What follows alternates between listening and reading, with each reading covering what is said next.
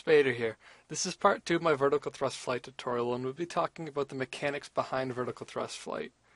Mastering this will require you to become aware of where your velocity is headed at any given point in time. This may not be something that you're used to paying attention to if you stuck strictly with forward flight.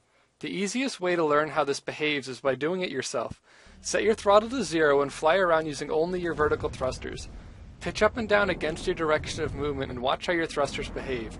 If you're traveling forward, they'll flip into the forward position. Backwards, and they'll point downwards. Using only your normal vertical thrusters is a very forgiving way to introduce yourself to this style of flight. However, in a combat situation, the speed and acceleration from them isn't going to be enough to keep you alive. In order to be effective, you'll have to learn to use your afterburners. These are much less forgiving if you mess up and let your aircraft slip out of hover mode. It will result in your motion almost instantly traveling forwards instead of upwards. The primary thing that you have to consider is that the afterburners will always give you some amount of forward movement, however small. If you do nothing to combat it, it will kick you out of hover mode.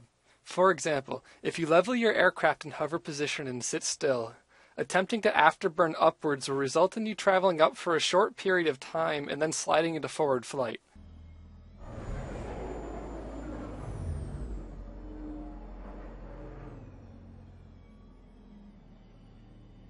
If you wanted to burn upwards for a longer period of time, you have to actively combat the forward movement that the afterburners give you.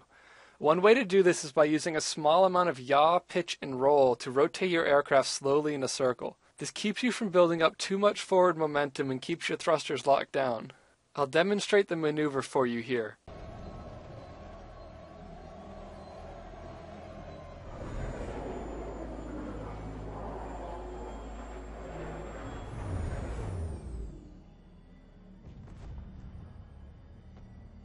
Those are the basic mechanics behind vertical thrust flight. Everything else you'll learn from here on out relates to how to effectively use them to your advantage in a combat situation.